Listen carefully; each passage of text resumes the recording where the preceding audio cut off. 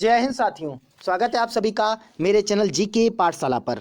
आज आप लोग की काफ़ी डिमांड पे और आप लोगों ने काफ़ी मैसेज किया कि सर पीआरटी विषय का आप संपूर्ण सिलेबस लेके आइए, जिसमें टीआरई 1 हो गया, टीआरई 2 हो गया, टीआरई 3 में जहाँ जहाँ जिस जिस टॉपिक से क्वेश्चन पूछे गए वो सारे टॉपिक इंक्लूड कर दीजिए और एक ऐसा सिलेबस बनाइए जिसको देखने के बाद कहीं और भटकने की ज़रूरत ना पड़े। तो मैं यकीन दिलाता हूं अगर आपने ये वीडियो पूरा देख लिया तो निश्चित रूप से सिलेबस से रिलेटेड आपको कोई परेशानी नहीं होने वाली। तो आज हम लोग संपूर्ण विश्लेषण करने वाले हैं पीआरटी 1 to 5 विषय का संपूर्ण विश्लेषण करने वाले हैं और यहाँ पर आपको सारे टॉपिक देखने को मिलने वाले हैं जो आपके एग्ज़ाम में पूछे जाते हैं।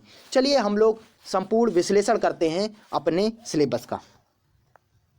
चलिए अब हम लोग देख लेते हैं संपूर्ण सिलेबस को और इसमें टीआरई 3 में किस किस सब्जेक्ट से कितने क्वेश्चन आए हैं वो भी देखने वाले हैं। अगर टीआरई 3 की बात कर लें तो आप देखेंगे, अगर ज्योग्राफी से बात कर लें तो लगभग 20 क्वेश्चन देखने को मिले थे। हिस्ट्री से बात कर लें तो लगभग 18 क्वेश्चन इंडियन नेशनल मूवमेंट से। उसके बाद पॉलिटी की बात कर लें तो लगभग 10 क्वेश्चन देखने को मिलते हैं और करंट अफेयर्स की बात कर लें तो 15 क्वेश्चन, बहुत ज़्यादा इंपॉर्टेंट है। उसके बाद पर्यावरण की बात कर लें तो 10 क्वेश्चन, साइंस की बात कर ले तो 12 क्वेश्चन यहाँ से देखने को मिलते हैं और मैथ की बात कर ले तो 15 से 18 क्वेश्चन, रीजनिंग की बात कर ले तो 12 से 16 क्वेश्चन और बिहार स्पेशल की बात कर ले तो 10 क्वेश्चन। और अगर लैंग्वेज की बात कर लें तो लैंग्वेज में टोटल 30 क्वेश्चन आते हैं, जिसमें इंग्लिश के 8 क्वेश्चन रहते हैं और हिंदी के 22 क्वेश्चन रहते हैं। अब इसके लिए अगर हम लोग बात करें कि कहाँ से पढ़ें, तो अगर हम एनसीईआरटी की बात कर लें तो 2 सब्जेक्ट की आपको एनसीईआरटी पढ़ना बहुत ज़्यादा ज़रूरी है। पहली हो गई ज्योग्राफी और दूसरी क्या हो गई हिस्ट्री। ये मोस्ट इंपॉर्टेंट है। तो चलिए अब हम लोग ज्योग्राफी के सिलेबस के बारे में बात कर लेते हैं। अगर आप इतना सिलेबस कवर कर लेते हैं तो मैं यकीन दिलाता हूँ एक भी क्वेश्चन आपका इससे बाहर नहीं जाने वाला। बात कर ले कितना पढ़ना है, 6 से लेकर 10th तक एनसीईआरटी कवर करनी है। पहला जैसे हो गया सौर मंडल और पृथ्वी, और इसमें आप क्या पढ़ सकते हैं, जैसे आकाश गंगा हो गया, ब्रह्मांड के बारे में, सूर्य ग्रहण हो गया, चंद्र ग्रहण हो गया, सूर्य और चंद्रमा के बारे में और ग्रह के बारे में, ये सब पढ़ना है पूरे सौरमंडल में। उसके बाद दूसरा टॉपिक हो गया अक्षांश और देशांतर रेखाएं। निरंतर क्वेश्चन यहाँ से आपको देखने को मिलता है। टीआरई 1 में आया, टीआरई 2 में आया, टीआरई 3 में आया, अब टीआरई 4 की बारी है। बात कर लें पृथ्वी की गतियाँ, तीसरा टॉपिक, और चौथा टॉपिक हो गया मानचित्र के बारे में। पाँचवें में देखिए वायुमंडल हो गया, जलमंडल हो गया, स्थल मंडल हो गया, जैव मंडल हो गया और महाद्वीप। ये सारे टॉपिक आपको कवर करके चलने हैं। फिर उसके बाद बात कर ले भारत का सामान्य परिचय, भारत का अक्षांशीय विस्तार, भारत का देशांतरीय विस्तार, भारत का सबसे पूर्वी बिंदु, सबसे पश्चिमी बिंदु, इस टाइप के क्वेश्चन आपको तैयार करके चलने हैं। उसके बाद जलवायु के बारे में बात कर लें, वनस्पति के बारे में बात कर लें, वन्य जीव प्राणी।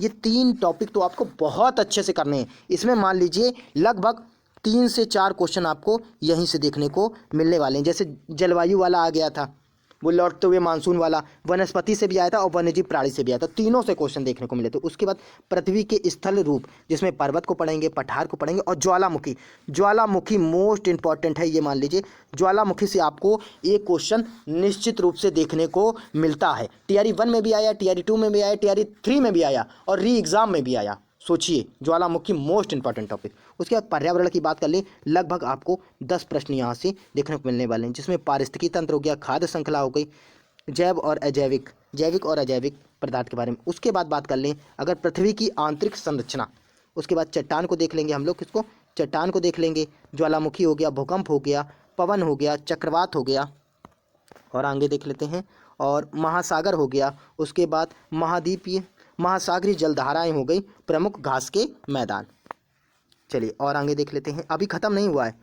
आप सोच रहे होंगे सर आप बहुत बता रहे हैं, बेटा इतना कवर करके आपको चलना ही पड़ेगा, क्योंकि पेपर एग्जामिनर कहाँ से बना दे कोई पता नहीं। उसके बाद 19वां टॉपिक देख लेंगे तो उष्णकटिबंधीय वन हो गए, शीतोष्णकटिबंधीय वन हो गए, भूमध्य सागरीय वन हो गए, सदाबहार वन हो गए, मानसून वन हो गए, कटीले वन हो गए, पतझड़ वन हो गए। तो ये सब आपको कवर करके चलने हैं वनस्पति वाले चैप्टर से।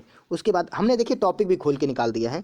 उसके बाद मानवीय पर्यावरण हो गया, बस्तियां हो गई, परिवहन एवं संचार, ये भी ले लीजिए क्योंकि बीपीएससी पता नहीं कहाँ से क्वेश्चन बना दे इस बार। उसके बाद मानव पर्यावरण हो गया, अन्योन्य क्रिया हो गई, उष्णकटिबंधीय व उपोष्ण प्रदेश। उसके बाद रेगिस्तान हो गया, फिर भारत का भौगोलिक स्वरूप, जिसमें हिमालय को देखेंगे, द्वीप को देखेंगे, तटीय प्रदेश को देखेंगे, पठार हो गया और मैदान हो गया, और अपवाह नदियों का अपवाह तंत्र और जनसंख्या।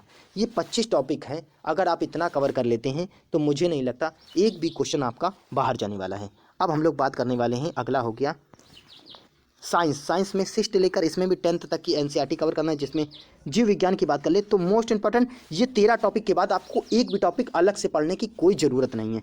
पहला हो गया कोशिका वाला चैप्टर, दूसरा हो गया ऊतक हो गया, तीसरा हो गया पाचन तंत्र, चौथा हो गया परिसंचरण तंत्र, पाँचवां हो गया अंतःस्रावी ग्रंथि, छठा हो गया श्वसन तंत्र, सातवां हो गया उत्सर्जन तंत्र, आठवां हो गया कंकाल तंत्र, नौवां हो गया तंत्रिका तंत्र, 10वां हो गया जनन तंत्र, 11वां हो गया मानव रोग हो गया, और 11वां के बाद 12वां हो गया आनुवांशिकी। ये नंबर थोड़ा ऊपर नीचे है।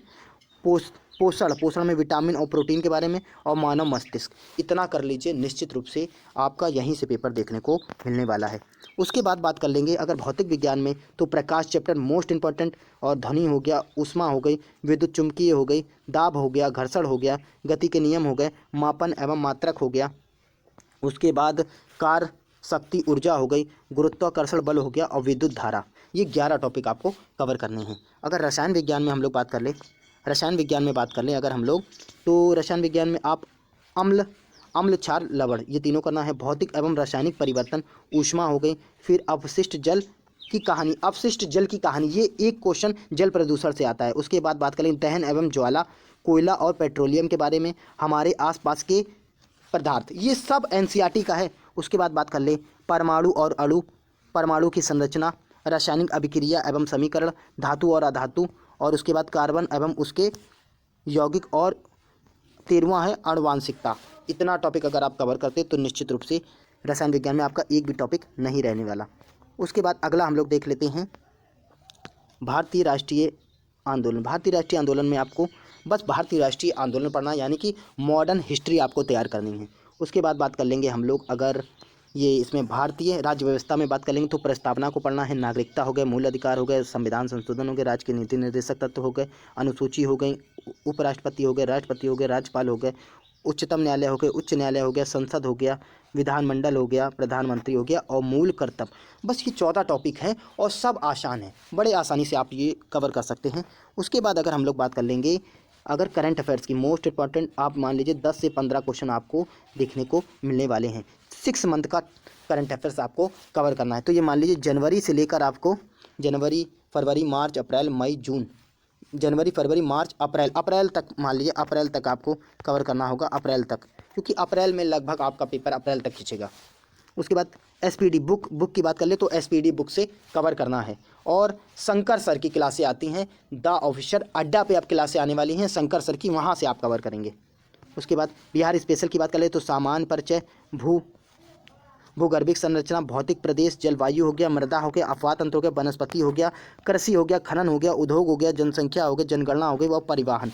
इतना टॉपिक आपको कवर करके चलना है। अब अगर बात कर ले मैथ की, तो मैथ में ये लगभग 14 टॉपिक से आपके 15 से 18 क्वेश्चन तक पूछे जाते हैं। तो बात कर ले पहला टॉपिक क्या है, संख्या पद्धति यानी नंबर सिस्टम, दूसरा है एलसीएम एचसीएफ, उसके बाद परसेंटेज की बात कर लेंगे, प्रॉफिट लॉस, फिर सीआईएसआई, फिर अगला है रेशियो एंड प्रोपोर्शनल, अनुपात समानुपात हो गए, फिर मिक्सचर एंड एलिगेशन मिश्रण वाला टॉपिक हो गया, फिर एज वाला टॉपिक हो गया, फिर एवरेज वाला टॉपिक हो गया, फिर time and work most important, यहाँ से क्वेश्चन देखने को मिलते हैं, मेंसुरेशन हो गया, द्विघात समीकरण हो गया, सांख्यिकी हो गया, और लघु गणक हो गया। तो ये मान लीजिए ये 14 टॉपिक करने के बाद आप ये मान लीजिए मैथ में एक भी टॉपिक ऐसा नहीं है जो इससे बाहर जाए। और मैं यकीन दिलाता हूँ अगर आपने इतना सिलेबस ख़त्म कर लिया तो निश्चित रूप से 100% आपका सिलेक्शन होने वाला है। और ये जो मैंने सिलेबस बताया ये संपूर्ण विश्लेषण है, इसके बाद आपको कहीं भी वीडियो देखने की ज़रूरत नहीं है। तो आप क्या करेंगे, सबसे पहले आप क्या करेंगे, ये सिलेबस नोट कर लेंगे अपनी हैंड राइटिंग में, लिख कर, देख कर, इस वीडियो को देख कर लिख लीजिए और इसको कंप्लीट कीजिए, अच्छे से कंप्लीट कीजिए। और जो जो कंप्लीट होता जाए उस पर इस प्रकार से टिक लगाते जाइए, इस प्रकार से टिक ऐसे लगाते जाइए, तो आपके अंदर एक कॉन्फिडेंस आएगा कि हमने इतना कवर कर लिया। और धीरे धीरे आप कवर कर लीजिए, सारा कुछ कवर होने वाला है। ऐसे ही वीडियो पाने के लिए हमारे चैनल को ज़्यादा से ज़्यादा शेयर कीजिए, सब्सक्राइब कीजिए। जय हिंद, जय भारत, राधे राधे।